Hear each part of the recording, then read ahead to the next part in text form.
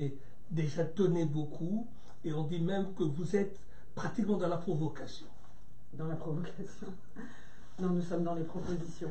Oui. Et nous avons fait plein de propositions pour la ville, que nous avons déclinées d'ailleurs pendant 6 années d'opposition. Ce pas des propositions qui arrivent comme ça à quelques Au dernier jours, moment. voilà, à quelques jours du premier tour. C'est des propositions qui se sont construites à la fois du fait de la vision qu'on a, c'est-à-dire de ce que nous voudrions pour la ville, donc davantage de justice sociale et davantage d'écologie, et en même temps qui sont des propositions que nous avons pu articuler tout au long de ces 6 années d'opposition au conseil municipal à Louis Vogel et Gérard Millet.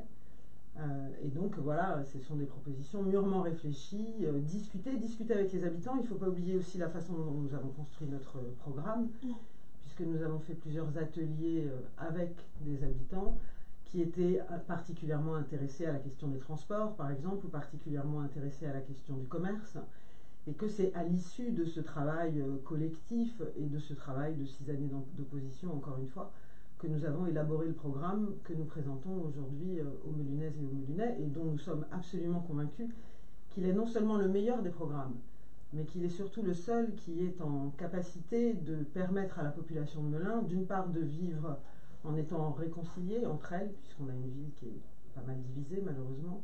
Et ça, c'est le résultat des politiques qui ont été menées jusqu'à présent. Il ne faut pas nier la responsabilité de ceux qui nous ont gouvernés. Faire de la politique, ça veut dire gouverner la cité. Oui, mais justement, Bénédicte Bourvil, pendant 6 ans, donc j'imagine que vous avez hâte de mettre en œuvre ce que vous avez constaté, ce que vous avez relevé. Est-ce que les Melunais vont vous suivre? Si oui, pourquoi? Alors, est-ce que les Melunais vont nous suivre? C'est pas à moi de répondre à leur place. Nous espérons qu'ils le feront.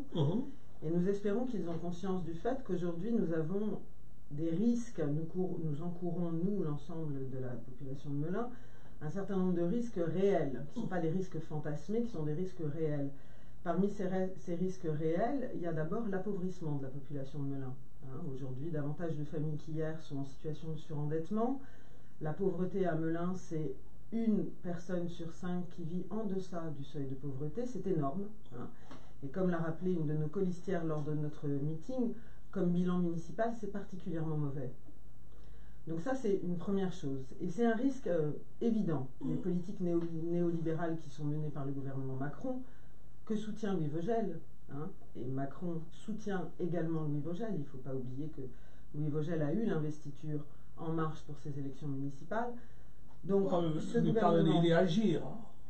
Oui, mais Agir n'est qu'un micro-parti issu des LR qui a été fondé pour soutenir Macron dans sa politique et pour pouvoir, pour un certain nombre d'entre eux, trouver à se recycler quand les LR semblaient un peu privés de souffle. Bon, on connaît ces stratégies politiques qui visent essentiellement à garder le pouvoir.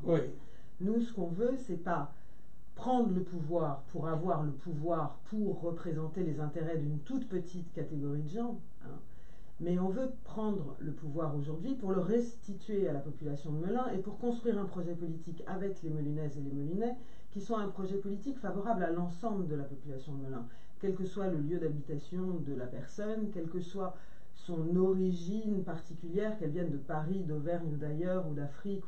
Nous, ce qui nous intéresse, c'est de construire une ville qui soit une ville où il fasse bien vivre, comme nous le disons, pour l'ensemble de ses habitants. Oui, vous dites bien vivre à Melun, mais vous avez beaucoup, en tout cas, lancé des alertes sur une situation financière de la ville que vous trouvez catastrophique. De quoi est-il vraiment question là-dedans? Parce que le projet dit que l'endettement de la ville est dans la moyenne normale de villes de sa catégorie. Non, ça c'est faux. La Melun est très endettée, tout le monde le sait. On a fait une vidéo particulièrement pédagogique que j'invite tout le monde à aller voir sur notre site. Bon, Melun est très endetté. Mais il y a 2 dimensions. La dette, en soi, c'est fait pour faire de l'investissement. Nous-mêmes, les ménages, nous pouvons nous endetter pour investir, pour acheter un appartement, pour investir dans une voiture. Enfin, on peut, voilà. La dette, elle est faite pour faire de l'investissement. Mais cet investissement, on peut juger qu'il est juste, qu'il est bon pour la ville, ou au contraire qu'il est mauvais. Alors là où ils ont particulièrement brillé par leur incompétence, c'est qu'ils ont contracté des emprunts dits toxiques, c'est-à-dire des emprunts structurés qui ont coûté extrêmement cher à la ville et qui continuent à nous coûter très, très cher. Et qui ne dateraient pas que de ce mandat. Non, non, mais bon, Voilà.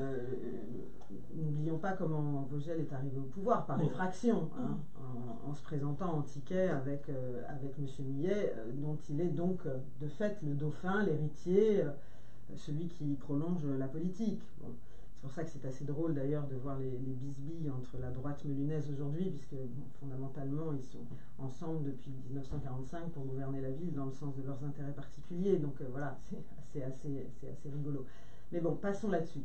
Donc la dette aujourd'hui, elle est ce qu'elle est parce qu'on a eu des très mauvais gestionnaires au pouvoir qui ont emprunté des emprunts toxiques et qui nous coûtent encore très cher, puisque aujourd'hui, pour pouvoir sortir de ces emprunts, nous devons continuer d'emprunter à une des banques qui nous avait prêté cet argent toxique à des taux qui sont très importants, puisqu'on emprunte à près de 5%, c'est des taux qui n'existent pas sur les marchés financiers.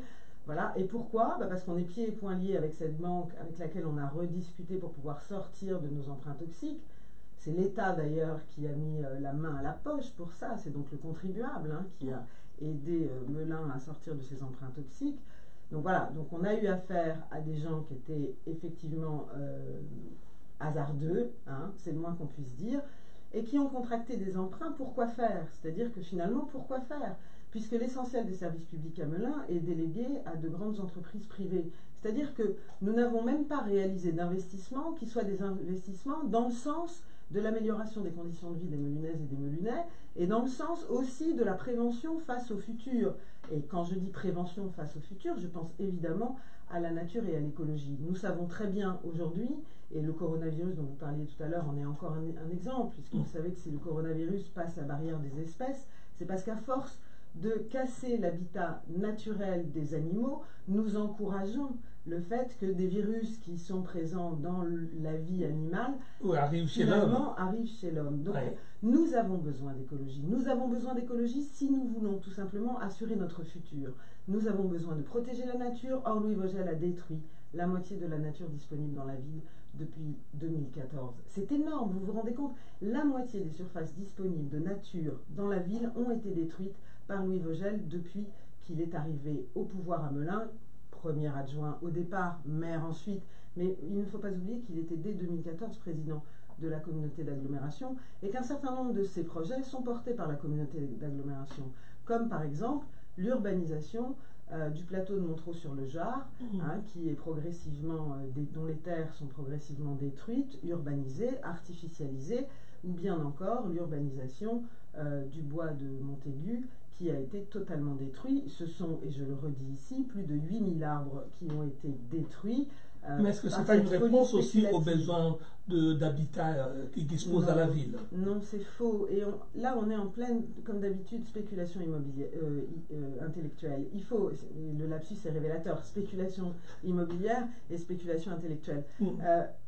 Ce qui se passe, c'est que quand on observe, quand on regarde les chiffres de l'INSEE, donc c'est pas moi, l'Institut National de la Statistique, je ne sais pas moi, la population francilienne n'augmente pas. Mais on assiste à des transvasements de population qui sont très intéressants, évidemment, pour les grandes entreprises du BTP, qui sont à la tête de ces fameux quartiers qu'on construit comme ça, clé en main, etc. Donc, pourquoi? Parce que ces populations qui vivent dans des endroits souvent très urbanisés, etc., on leur fait miroiter un accès à la propriété plus facile, un endroit un peu plus agréable. C'est le rêve de tout Français d'avoir sa maison, quelque part. Oui, mais ça aussi, c'est un discours qui a été beaucoup promu par la droite et qui est un discours sur lequel on peut revenir. C'est-à-dire que ce qui est important pour les gens, c'est d'avoir d'une part un logement pérenne, et d'autre part de quoi vivre avec ce qui leur reste. Bon. Aujourd'hui, on observe que les gens qui accèdent à la propriété dans des conditions difficiles, qui sont difficiles pour eux, parfois se retrouvent dans des situations économiques extrêmement compliquées. Bon, alors donc, que veut-on? Nous voulons, loger la population, avoir un toit est un droit. Donc nous voulons faire que ce droit soit appliqué à Melun. Voilà, avoir un toit est un droit. Et nous voulons faire en sorte que la population qui est logée ait ensuite de quoi vivre. Puisque ça nous semble quand même essentiel, ces deux conditions semblent essentielles à assurer la dignité des personnes. Pour répondre à votre slogan, bien vivre à Melun, il y a aussi la question de la petite enfance. Aujourd'hui, on sait qu'on voit des enfants prendre le bus pour aller manger à la cantine à gauche, à droite. Qu'est-ce que vous ferez si vous êtes aux affaires? Bon, la cantine, c'est un grand sujet pour nous. La cantine, c'est un grand sujet parce que c'est un levier extraordinaire pour relancer en partie l'économie dans notre ville et aussi nous orienter vers une économie davantage localisée, donc qui permette aussi de préserver non seulement nos intérêts écologiques, mais nos intérêts économiques, mais aussi la santé de nos enfants. Hein. Et plus largement d'ailleurs, parce qu'on peut très bien penser, Melun est une ville-préfecture, on peut très bien penser étendre cette logique à l'ensemble des cantines collectives de la ville, et y compris vis-à-vis des personnes âgées qui résident dans les résidences qui leur sont réservées ou dédiées. Donc, nous voulons relocaliser l'économie par l'intermédiaire des cantines scolaires. Nous voulons une cuisine centrale, et nous voulons reprendre les dernières terres agricoles à Melun et faire que ces terres agricoles soient cultivées en maraîchage biologique, que ce maraîchage alimente nos cantines, hein, et que ces cantines ensuite alimentent la population de Melun. C'est un levier économique formidable. Oui, mais il n'y a pas beaucoup de bâtiments pour accueillir toutes ces cantines, puisque vous voyez, il faut aller... Et là, on revient à la question que vous me posiez tout à l'heure, c'est-à-dire de la justice de l'investissement, de la justice au sens plein du terme, c'est-à-dire est-ce que l'investissement qu'on fait est un investissement qui est juste et qui sert l'ensemble de la population et qui prévient son avenir, ou est-ce que l'investissement qu'on fait est un investissement spéculatif? Avoir détruit le bois de Montaigu, c'est non seulement contraire à un investissement qui serait juste sur le plan écologique pour la population de Melun, mais c'est un investissement spéculatif, c'est-à-dire que l'argent qui va être gagné sur les immeubles qui sont vendus aujourd'hui, c'est de l'argent qui va directement dans la poche des promoteurs immobiliers. Nous voulons construire une cantine centrale, alors ça coûte 9 millions de construire une cantine centrale, mais est-ce que vous savez combien aujourd'hui la mairie verse de profit aux grandes entreprises privées auxquelles on délègue l'ensemble des services publics de Melun? C'est plus d'1,5 million, c'est plus d'1,5 million par an. D'accord. Voilà. C'est-à-dire que sur un mandat, on construisait sans aucune difficulté une cantine centrale en récupérant cet argent, c'est-à-dire en prévoyant nous-mêmes. Vous arrêtez toutes les délégations? Alors, on sort progressivement et de manière concertée des délégations. Il y en a une qu'on peut arrêter très rapidement, il y en a deux en fait. Celle avec Vinci, qui est celle qui nous coûte la plus cher, qui va arriver à échéance pendant ce moment.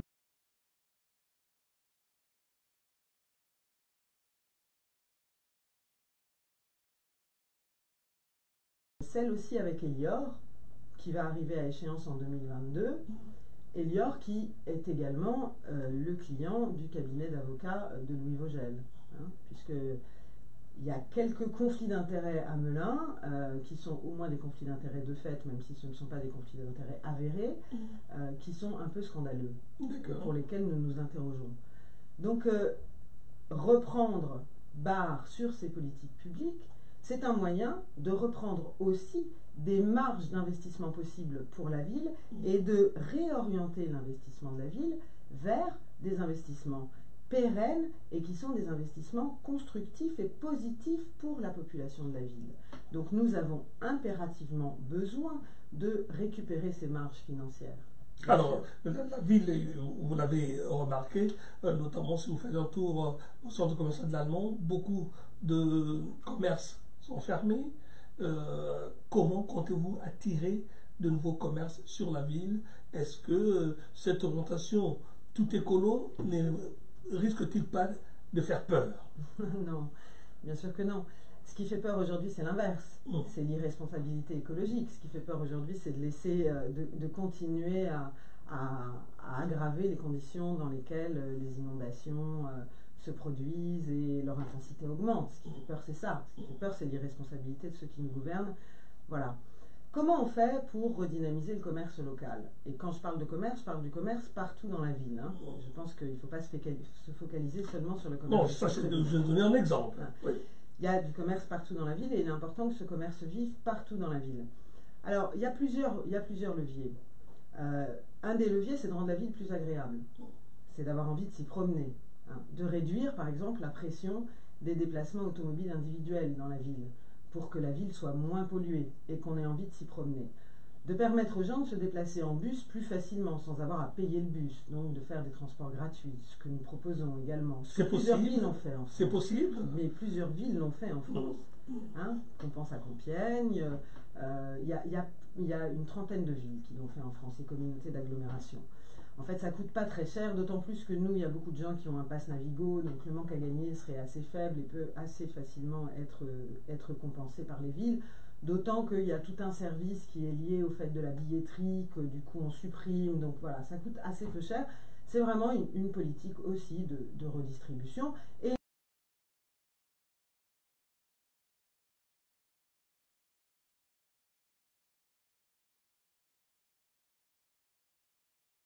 parce que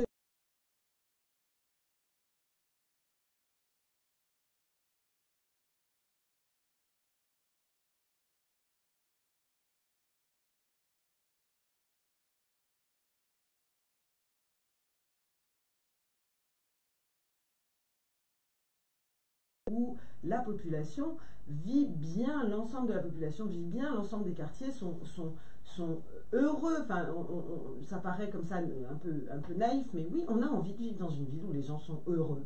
Alors, et même heureux. Je continue sur le commerce, parce que je continue sur le commerce. Une des choses que nous voulons mettre en place, c'est une monnaie locale.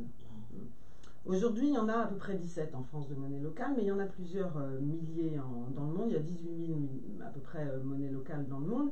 Et les monnaies locales sont d'extraordinaires leviers, là aussi, pour redynamiser le commerce. Pourquoi? Parce qu'on ne peut les dépenser que dans le commerce local. Hein. Et en plus, elles sont des instruments pour encourager les comportements civiques dans la population. Elles peuvent être utilisées, par exemple, pour dire aux gens, ben, on va créer une recyclerie qui n'est pas seulement gratuite, mais où on vous rétribue en monnaie locale si vous nous apportez les choses que vous metteriez sinon à la déchetterie, ou bien pire, dans la rue, et qui encombre nos rues et qui donne une image de Melun qui est effectivement pas une image très, très valorisante. Donc là, on vous aide. Nous, derrière, on revend ça, on fait un travail de recyclage, de réparation, voilà, on revend ça soit sous forme de matière première, soit sous forme de produits finis, comme le font plusieurs villes. San Francisco le fait. Enfin, on n'invente pas l'eau chaude. On est en train, là, de reprendre finalement des choses qui fonctionnent, qui marchent ailleurs, qui ont fait leurs preuves, et qui permettent... Alors, la monnaie locale la plus implantée en France, c'est au Pays Basque, hein, c'est l'EUCO, qui marche très bien. Et aujourd'hui, vous avez plus de 600 commerces qui sont adhérents à ce principe de la monnaie locale, des milliers de gens qui participent de cette économie locale et qui permettent de redynamiser le commerce local. Alors Bénédicte, il nous reste un trop peu de temps pour finir, mais moi je voudrais avec vous avoir ce regard sur cette ville. On sait que dans beaucoup de communes, il n'y a pas beaucoup de candidats parce que la politique n'intéresse pas beaucoup de monde. Comment avez-vous travaillé pour construire votre liste? C'est pas facile, hein? 42 43 comment avez-vous travaillé pour convaincre ces gens à rejoindre votre liste? Eh bien, sans doute parce que nous ne faisons pas de la politique politicienne, c'est-à-dire que nous ne faisons pas de la politique qui consiste à garder le pouvoir pour satisfaire nos propres intérêts, comme je le disais tout à l'heure, mais qu'on fait de la politique au sens qui intéresse les gens. C'est-à-dire de la politique au sens plein du terme, au sens propre du terme. En réalité, les gens s'intéressent beaucoup à la politique. Et quand on leur parle, les gens dans la rue à Melun ne cessent de nous dire ce qu'ils voudraient pour leur ville et ce qu'ils ne veulent pas pour leur ville. C'est ça, faire de la politique. C'est dire la vision qu'on a pour la ville et ce qu'on ne veut pas pour la ville. Et il se trouve que nous partageons avec grand nombre de gens dans la ville déjà le constat de ce que nous ne voulons pas. C'est-à-dire que nous ne voulons plus d'une classe de politiciens qui nous arrivent en plus là, de l'extérieur de la ville et qui viennent nous expliquer ce qu'il faudrait, en satisfaisant essentiellement les intérêts de gens qui sont totalement en dehors de la ville, hein, et qui ne correspondent en rien aux aspirations de la population de Melun. Donc déjà ça, c'est un constat qui est partagé par un grand nombre de gens à Melun. Nous n'en voulons plus. Donc que ces gens-là nous laissent tranquilles. Nous voulons faire de la politique pour nous-mêmes, pour notre ville. Nous n'avons eu aucune difficulté à constituer notre liste aussi parce que, et vous le savez, hein, ça fait 6 ans aujourd'hui que je suis élu dans l'opposition. Ça fait plus de 10 ans que je suis investi politiquement dans la ville, d'abord comme parent d'élève et ensuite en faisant de la politique au sens institutionnel du terme. Et nous avons constitué un collectif qui a continué à vivre, qui a continué à travailler, sur lequel nous avons pu nous appuyer avec Claude. Et beaucoup des choses que nous avons portées au conseil municipal ont été élaborées collectivement. Aujourd'hui, ce collectif est une force d'entrain qui ne tient pas à une personne ou à 2 personnes, mais qui tient à un ensemble de gens. Et nous avons, parmi les gens aujourd'hui que nous présentons sur la liste, que des gens de grande qualité qui sont investis politiquement et qui partagent avec nous cette exigence à la fois de justice sociale et d'écologie. Et nous avons des gens très divers. Nous avons un policier, par exemple, sur notre liste. Nous avons un maraîcher sur notre liste. Nous avons un chaudronnier compagnon du devoir sur notre liste. Nous avons une étudiante de 18 ans sur notre liste. Donc nous avons des gens très divers qui partagent ensemble cette vision que nous pouvons faire de Melun, comme nous le disons, la ville où demain s'invente. Que nous pouvons faire aussi que Melun devienne pour beaucoup d'autres villes en France un exemple. Hein. On dit qu'il faut renforcer l'attractivité de Melun. Mais renforçons l'attractivité de Melun en faisant de Melun le futur possible pour de nombreuses villes, parce que Melun va devenir un exemple à suivre. C'est ça que nous voulons faire aujourd'hui. Et j'espère que vous allez y arriver. Bien vivre à Melun, c'est le nom de votre liste, Bénédicte Monville de Seco, qui sera en face notamment de la liste Melun pour vous, conduite par Louis Vogel, Réinventons Melun de Séverine Durand, et la liste de Madame Djamila Smali Payet. Donc 4 listes pour cette ville. 5 en fait, il y a la lutte ouvrière. Voilà, lutte ouvrière, comme toujours. Je sais que c'est marrant, on vous repose toujours la question, votre liste est de gauche. Est-ce que ça n'aurait pas été plus facile d'avoir avec vous lutte ouvrière? Bon, c'est pas dans l'ADN de lutte ouvrière de faire des alliances pour les élections. Je pense que voilà, il représente une certaine idée aussi que bon, on n'a jamais fait d'alliance avec eux, on n'a jamais discuté avec eux. Vous avez dit que notre liste était de gauche. Moi, je crois beaucoup que notre liste... De gauche et écologique. Voilà. Oui. Notre liste est une liste écologique. De gauche, c'est une liste pour la justice sociale et pour l'écologie. Je préfère ces catégories-là, parce qu'il me semble que les mots qu'on emploie ont été pas mal galvaudés du fait que certaines personnes s'en sont affublées sans forcément les remplir du sens que l'histoire leur avait donné. Donc historiquement, effectivement, la gauche, c'est le camp de la justice sociale, c'est le camp de la redistribution, de l'humanisme, voilà. Bon, mais il se trouve que ces 20, 30 dernières années, il y a parfois eu des gens qui se sont emparés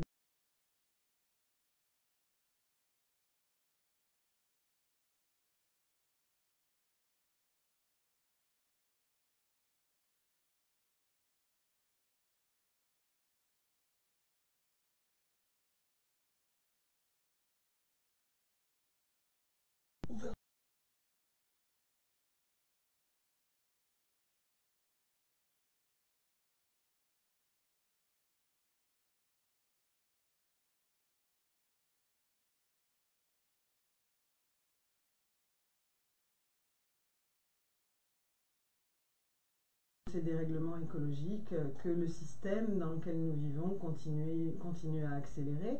Donc se prémunir de ce type de dérèglement, c'est voter pour une liste qui a le souci de l'écologie et de la nature, et qui a le souci justement de la position de l'être humain à l'intérieur des équilibres écologiques. Donc il faut garantir la pérennité de notre espèce, mais en préservant les équilibres écologiques qu'ils permettent. Voilà. Donc bien sûr, voter pour bien vivre à Melun. Merci Bénédicte Monville de Seco et la liste Bien vivre à Melun. Vous allez quand même nous citer les partis qui sont sur votre liste, c'est la moindre chose. Alors nous avons donc des gens de la France Insoumise, des écologistes, du Parti Socialiste, du Parti Communiste, de Place Publique. Nous avons aussi le soutien de Génération, et nous avons énormément de gens, enfin énormément, quand je dis énormément, c'est une liste de 43 personnes, mais enfin la majorité des gens ne sont pas encartés, mais beaucoup de gens, attention j'y tiens, parce que c'est quelque chose dont je suis particulièrement heureuse, font partie du collectif Bien Vivre à Melun depuis plusieurs années. C'est une appartenance politique. Merci locale, beaucoup. mais politique. Merci beaucoup. Merci à vous.